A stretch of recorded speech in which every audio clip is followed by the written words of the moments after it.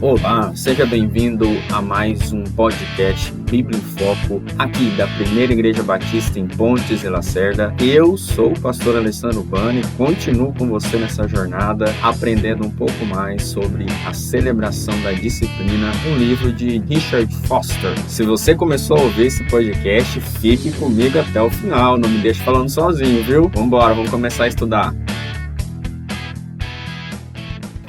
Hoje o nosso tema é muito abrangente, muito especial, é a disciplina do jejum. A disciplina do jejum. Lembrando que nós já falamos da disciplina da oração e da meditação e fizemos um podcast trazendo um panorama total sobre o livro. Se você ainda não assistiu, se você está chegando hoje na Doce, se você está chegando hoje nos podcasts do Bíblia em Foco, eu recomendo que você assista ou ouça os podcasts anteriores. Eu falo assista porque o primeiro foi um vídeo mesmo que nós gravamos e os outros são podcasts em formato de podcast. Não sei se você está ouvindo pelo Spotify ou se você está ouvindo pelo YouTube. Então, é nesse formato que nós estamos trabalhando com o Bíblia em Foco. Ok? Então, ouça lá os estudos anteriores sobre as disciplinas da oração e da meditação.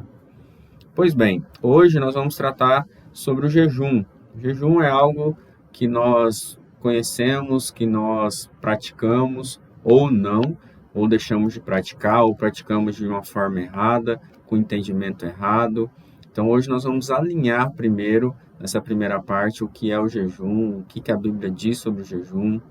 E depois nós vamos pensar sobre como fazer o jejum, qual o propósito do jejum. Então, vai ser bem esclarecedor os estudos de hoje. O autor ele fala algo bem interessante, que é um silêncio acerca do jejum em um período da história mundial, que seria entre 1861 e 1954. E após esse período de silêncio acerca do jejum, ele mostra que há de novo um despertamento para essa prática. E as igrejas começaram a praticar mais acerca do jejum.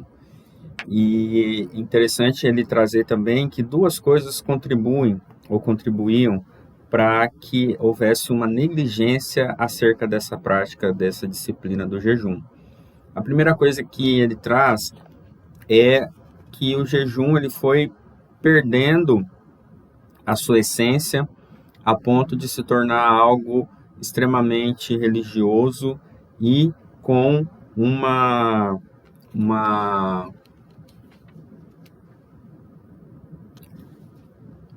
uma rígida regulamentação. Ele usa exatamente essas palavras, rígidas regulamentações. Então, a sua prática, a prática do jejum, agora ela se torna algo externo e extremo.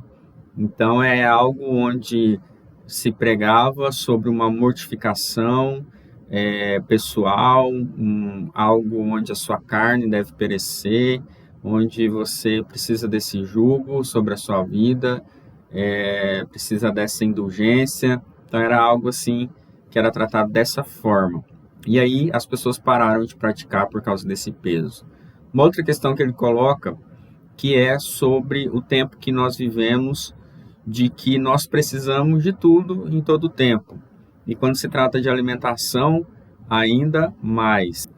A sociedade coloca sobre as pessoas algumas objeções acerca do jejum. Por exemplo, será que vai ser danoso à sua saúde? Será que vai tirar suas energias? Será que o seu corpo ficará comprometido? Então, ele traz isso para o nosso entendimento, no sentido de que o jejum ele era colocado como algo avesso à nossa saúde. Nós não poderíamos praticá-lo, porque ele poderia prejudicar a nossa saúde. Mas a gente sabe que se o jejum for feito de uma maneira correta, ele traz benefícios para o nosso corpo. E se tratando do jejum relacionado à Bíblia e aos personagens bíblicos que jejuaram, A lista não é pequena, não. Vou citar aqui alguns. Pode lembrar de Moisés, o rei Davi, o profeta Elias, a rainha Esther, Daniel, o apóstolo Paulo e o próprio Jesus. E se a gente for pensar nos cristãos da história, a gente pode pensar em pessoas como Martim Lutero, João Calvino, John Wesley, Jonathan Edwards, enfim. Então nós temos muitas pessoas, muitos exemplos na Bíblia e fora da Bíblia de jejum. E é importante a gente pensar que a prática do jejum também é uma prática realizada por outras religiões. Zoroastro praticava o jejum, assim como Confúcio e os iogues da Índia, Platão, Sócrates, Aristóteles também jejuavam, até mesmo Hipócrates, o pai da medicina moderna, acreditava no jejum. O jejum na Bíblia, ele refere-se à abstenção de comida, e isso por motivos espirituais. Não é greve de fome, não é dieta, né, que a gente faz, mas é jejum com um propósito e sempre se abstendo de alimentos. Nós vamos falar daqui a pouco um pouco também sobre os outros tipos de jejum, mas a Bíblia, de maneira geral e a maneira normal de jejuar é sim se abster de um tipo de comida, seja sólida ou líquida, mas em sua maioria não de água. A gente vê em Lucas 4:2 a Bíblia dizendo que Jesus teve fome, não fala de sede. Então, entendemos que Jesus absteve-se apenas da comida e não da água. E é interessante a gente ver também que outros tipos de jejum, como o de Daniel, é algo a se considerar.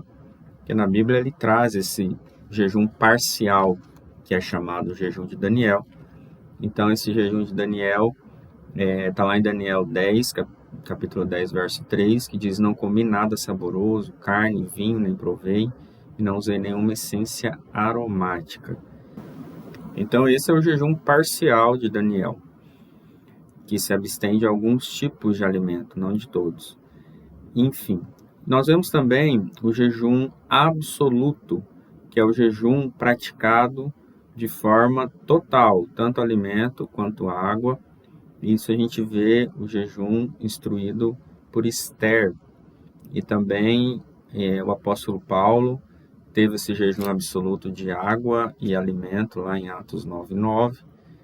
Nós também vemos isso acontecendo durante apenas 3 dias, no caso de Esther e de Paulo, que é quando o nosso corpo, humanamente falando, consegue ficar sem água.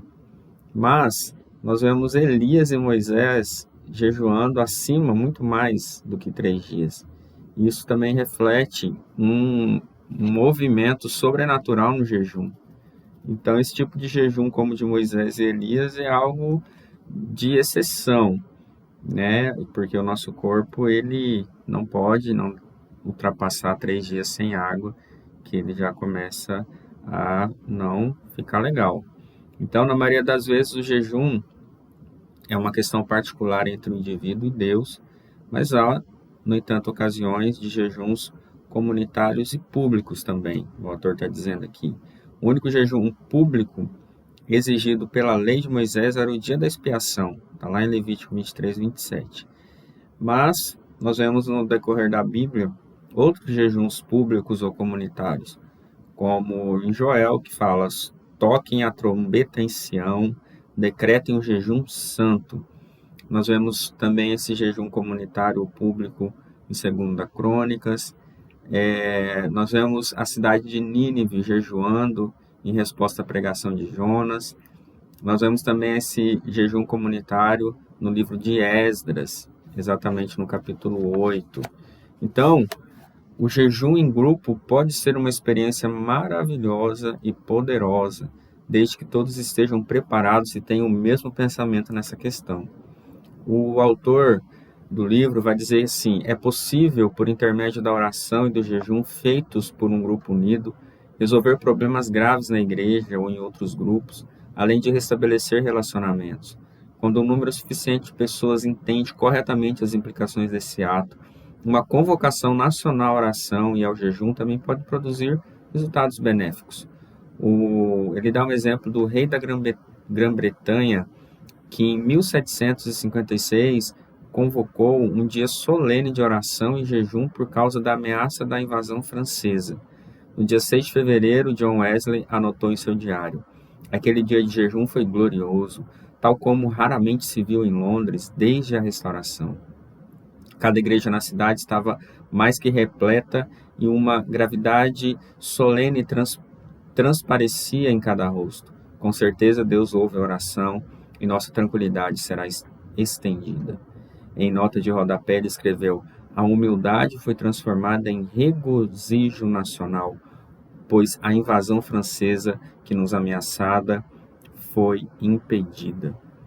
Uma outra forma de jejum são os jejuns regulares. Então nós vamos ver agora os jejuns regulares, mas nós falamos do jejum público, do jejum absoluto, do jejum parcial, né, e do jejum que Jesus praticou, o jejum bíblico.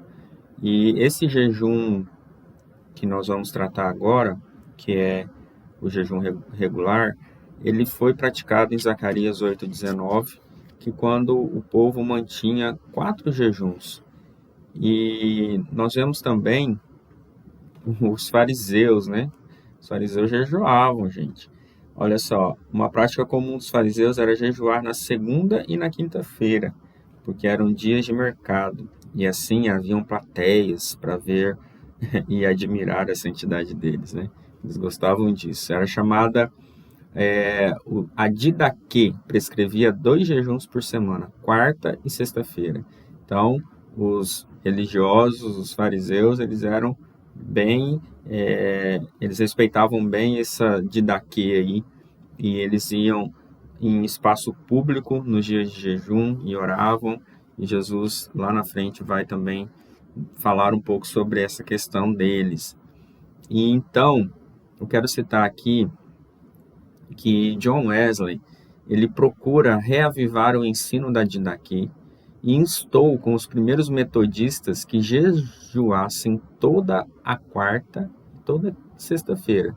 Ele nutria sentimento tão intenso sobre essa questão que se recusava a ordenar ao ministério metodista que não jejuasse nesses dias. Então, John Wesley traz à tona essa liturgia do jejum durante duas vezes na semana, que agora ele até coloca como uma regra para que os metodistas fossem ordenados ao ministério. Então, eu penso que nós precisamos trazer primeiro o entendimento do que é o jejum, é o que nós estamos fazendo, para depois nós colocarmos isso como uma regra pessoal. Porque simplesmente fazer por fazer, sem um entendimento dessa liturgia, um entendimento do que isso é de fato o propósito do jejum, então se torna algo vazio.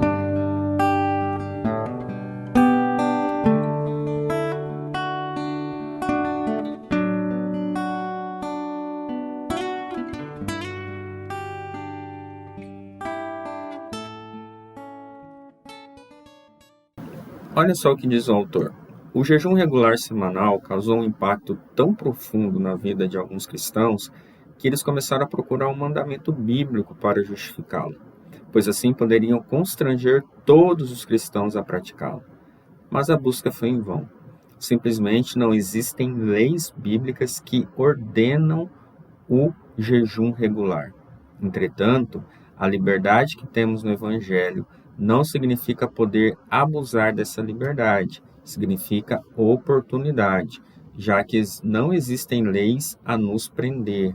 Estamos livres para jejuar a qualquer dia.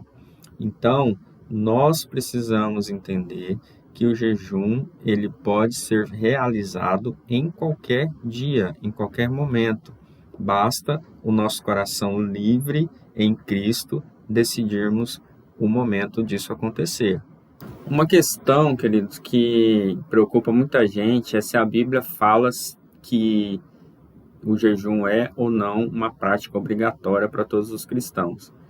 E aí, já fizeram numerosas tentativas para responder essa pergunta, e as conclusões são as mais variadas.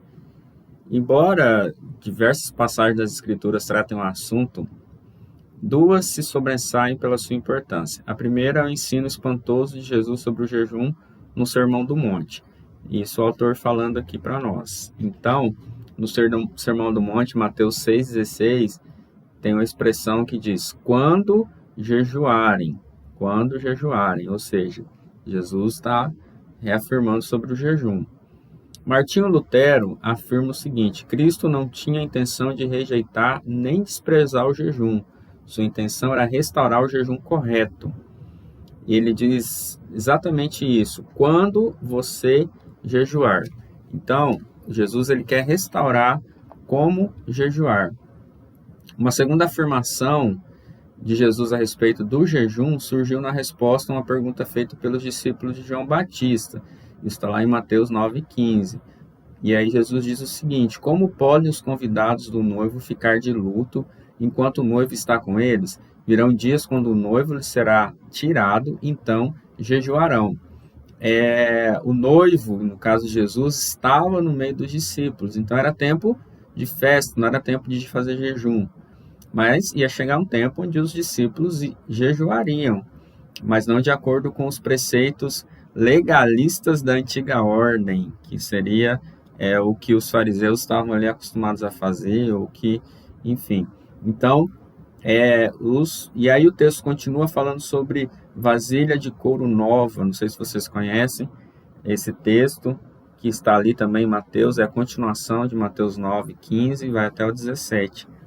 E aí isso é muito interessante a gente pensar, porque Jesus ele não exclui o jejum, mas ele diz que os seus discípulos iriam jejuar, e ele fala sobre quando vocês jejuarem, e o próprio Jesus jejuou. Então, ele dá essas instruções para nós. Eu quero citar aqui um argumento de Arthur Wallis, que diz o seguinte, somos forçados a aplicar todos os dias de sua ausência ao período atual, desde o momento em que ele subiu para o Pai, até que retorne vindo dos céus. Evidentemente, foi assim que os apóstolos compreenderam as palavras de Jesus, pois os relatos de que eles estavam jejuando não surgiram senão após a ascensão dele para o Pai. Foi a essa época da igreja que o mestre se referiu quando disse, então jejuarão. A hora é agora. Então, Jesus ele deixou claro que a sua expectativa era que os discípulos jejuassem depois da sua partida. Embora suas palavras não expressem uma ordem, isso não passa de uma questão de semântica. Talvez seja melhor evitar o termo ordem, já que no rigor da letra, Jesus não ordenou o jejum. Contudo, fica óbvio que ele se baseava no princípio de que os filhos do reino jejuariam. Para quem anseia andar intimamente com Deus, as afirmações de Jesus são palavras convidativas, diz o autor. Então, meus amados, o jejum é uma prática orientada por Jesus. É uma prática regulamentada por Jesus, fortalecida por Jesus. Jesus não exclui o jejum. Jesus orienta que os filhos de Deus jejuem sim. Isso é uma prática importante, é uma disciplina que nós precisamos ter na nossa vida como cristãos. E agora, nós vamos entender o propósito do jejum. O fato de que a primeira afirmativa de Jesus a respeito do jejum possa estar relacionada com a motivação que nos chama à realidade, o autor está dizendo. Porque ele está falando de Mateus 6, no verso 16 ao 18. Então, é forte a tentação de utilizarmos algo como jejum para conseguir que Deus faça aquilo que desejamos. Isso aqui é muito importante a gente pensar. Por quê? Porque às vezes a ênfase nas bênçãos, nos benefícios que o jejum pode trazer, faz com que a gente fique tentado a acreditar que basta fazer um jejum rapidinho aqui no dia, vou jejuar hoje e amanhã eu vou ter a resposta. Acho interessante que o autor coloca assim, nós teremos o mundo e o próprio Deus comendo em nossa mão. Forte isso, né? Então, muitas pessoas pensam nisso, eu vou jejuar e tudo vai acontecer, tudo vai dar certo. Como se Deus fosse obrigado a responder o meu jejum, e não é assim que acontece. Nós sabemos que Deus continua sendo soberano. É preciso que o centro do jejum seja Deus e não eu, não a minha vontade. Todos os outros propósitos acerca do jejum precisam estar submetidos a Deus, à vontade dele. A exemplo do que lemos sobre a igreja de Antioquia, está lá em Atos 13:2, diz o autor, ele coloca que a igreja de Antioquia adorava ao Senhor e jejuava. E isso aparece no mesmo texto, ou seja, a adoração junto com o jejum. Primeiro a adoração, o jejum vem fazer parte disso. Charles Spurgeon escreve: nossos períodos de jejum e oração no tabernáculo têm realmente sido dias de enlevo espiritual. Nunca os portões do céu se abriram tanto. Nunca nosso coração ficou mais próximo do centro da glória. Olha que lindo. Nós precisamos pensar o seguinte, que os benefícios, sejam físicos, sejam sucesso na oração, revestimento de poder, percepções espirituais, essas coisas não devem tomar o lugar de Deus como centro do nosso jejum. Deus é o centro do jejum. John Wesley declara o seguinte: em primeiro lugar, que o jejum seja feito para o Senhor, com os olhos fixos unicamente nele. Que a intenção aqui seja esta, e unicamente esta: glorificar o Pai que estás nos céus. Essa é a única maneira de nos pouparmos de amar mais as bênçãos do que o abençoador, diz o autor. Então o jejum ele vai muito além do que simplesmente satisfazer as nossas vontades. Eu estou passando por uma aprovação financeira, eu vou jejuar aqui para as coisas acontecerem. Eu estou passando por uma tribulação na minha família. Queridos, o propósito não é esse. O propósito inicial, o propósito central é Deus, é adorar ao Senhor. O assunto jejum ele é muito interessante, e é interessante também nós colocarmos o seguinte, sobre os propósitos secundários do jejum. Mais que qualquer outra disciplina, o jejum revela coisas que nos controlam. O jejum, queridos, é quando nós nos esvaziamos de nós mesmos, da nossa vontade, e aí nós vamos começar a nos ouvir, a ouvir os nossos desejos, os nossos anseios. Esse é um benefício maravilhoso para o discípulo verdadeiro que anseia ser transformado à imagem de Cristo. Acobertamos o que vai dentro de nós com comida e outras coisas boas, mas o jejum traz à tona o que há em nosso interior. Se o orgulho nos controla, isso se revelará imediatamente. Davi escreveu: eu faço jejum e me humilho. Salmo 69:10. Olha só o que o autor coloca: raiva, amargura, inveja, discórdia, medo, tudo que é negativo dentro de nós será trazido à superfície durante o jejum. No começo iremos racionalizar alegando que a raiva, por exemplo, se deve à fome que eu estou sentindo. Depois percebemos que estamos com raiva porque o espírito da raiva está dentro de nós. E poderemos exultar ao nos conscientizarmos disso, pois significa que a cura está disponível diante do poder de Cristo. O jejum nos lembra que somos sustentados por toda a palavra que procede da boca de Deus. É interessante a gente pensar nesse texto de Mateus 4:4, queridos, porque isso traz para nós de que o jejum é o momento não só onde eu vou me abster de alimento, mas é o momento onde eu serei alimentado, onde eu vou ser cheio desse banquete que é a presença de Deus, que é a sua palavra. Eu me lembro de João 4, que diz que a minha comida é fazer a vontade daquele que me enviou e concluir a sua obra, isso o próprio Jesus falando. Então, o autor vai falar o seguinte: não somos instruídos a agir durante o jejum como se estivéssemos em grande penúria, tristeza, porque na realidade a situação é outra. Estamos sendo alimentados por Deus, e assim como os israelitas foram sustentados no deserto pelo maná miraculoso que descia do céu, somos sustentados pela palavra de Deus.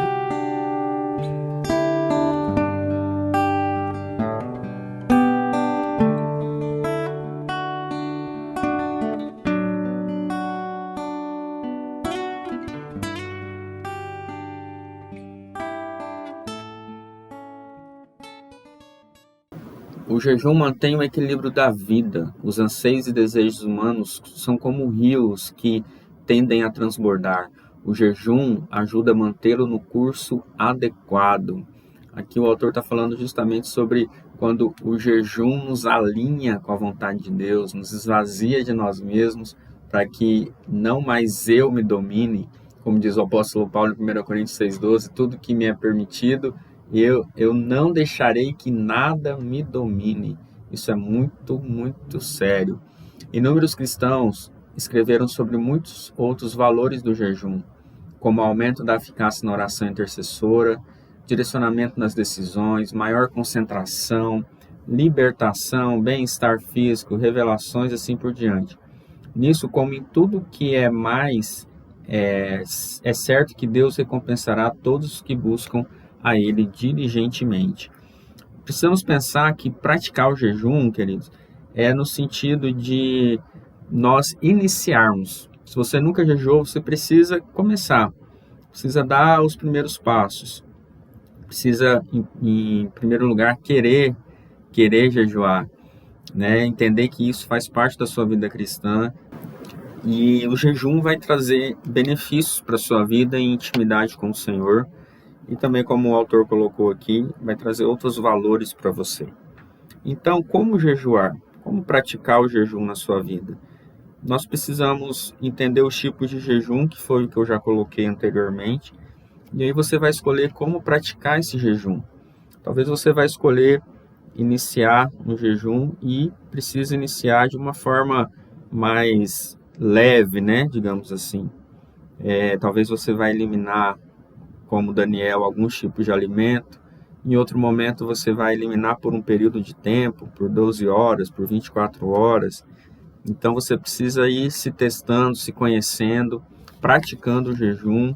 Talvez no início você vai sentir algumas dores de cabeça, alguma coisa nesse sentido, mas isso faz parte da prática do jejum. Talvez sua barriga vai roncar em momentos que não deveria roncar. Martim Lutero fala algo assim: a carne tem como praxe rosnar de um jeito medonho. Então a nossa carne vai rosnar em todos os sentidos. Talvez você vai ficar bravo, nervoso também, mas faz parte. Então nós precisamos praticar o jejum, seja o jejum parcial, seja o jejum total, seja um jejum convocado pela igreja, seja um jejum, nós precisamos nos desafiar a jejuar, porque senão nós nunca faremos essa prática. Talvez jejuar uma vez na semana, talvez jejuar junto com alguns irmãos, com a família, junto com seus familiares, tendo isso em mente, de que em primeiro lugar é Deus, para eu me aproximar mais do Senhor, para eu me esvaziar de mim mesmo, e aí colocar em segundo lugar os seus propósitos, sabendo que Deus é soberano para cumpri-los ou não, ok? Então, se você tem dúvidas em relação às suas condições físicas para o jejum, também procure uma orientação médica, ouça um médico sobre como fazer o jejum. E então nós precisamos pensar sobre o jejum, precisamos praticar o jejum, saber como fazer. Tem vários livros que tratam sobre o jejum, mas não tem muito mistério, queridos. O jejum é simples. O que acontece em termos espirituais é mais importante que em efeitos sobre o seu corpo, diz o autor. O jejum pode romper limites na esfera espiritual, algo que jamais aconteceria por outro caminho. É o meio da graça e da bênção de Deus que não devemos continuar negligenciando. O Richard Foster escreveu um artigo certa vez sobre 6 tipos de jejum que não são de alimentos. Ele coloca jejum de pessoas, jejum da mídia, jejum do telefone, jejum de conversa, jejum de anúncios comerciais e jejum do consumo. Olha só que interessante, eu vou falar rapidamente aqui de alguns, que seria esse jejum de pessoas. Jejum de pessoas é você tirar um momento de solitude, você ficar sós consigo mesmo, com Deus. Jejum da mídia, vocês já imaginam, né? Deixar um pouco as mídias de lado e ouvir o que Deus tem a nos dizer. Jejum de telefone, então é parar de mexer no telefone, no WhatsApp, essas coisas. Jejum de conversas, nessa questão de conversa que ele está dizendo, nós termos tempos de silêncio e de fofoca, parar de falar dos outros. Jejum de anúncios comerciais, porque ele fala dos efeitos subliminares dos anúncios comerciais. E jejum de consumo, deixar de consumir muitas coisas, e não só do consumo de adquirir bens, mas também outros tipos de consumo na nossa vida. Então é interessante quando ele trata desses outros tipos de jejum que nós precisamos fazer de vez em quando, né? Então essa é a prática do jejum, querido, é a disciplina do jejum, da celebração da disciplina. Espero que você tenha absorvido e que você possa praticar isso na sua vida. Se você nunca jejuou, ou se você jejuou, mas já faz um tempão, então traga de novo essa prática na sua vida, em nome de Jesus. Pois muito bem, terminamos mais um Bíblia em Foco desta semana. Que você possa ter sido abençoado com a prática, com a disciplina do jejum, que você possa não apenas ouvir, mas praticar. Então coloque aí na sua rotina, na sua liturgia diária, a meditação na Palavra de Deus, a oração e agora o jejum. E aí você escolhe a melhor forma de jejuar, mas jejue, querido. Deus abençoe e até o próximo.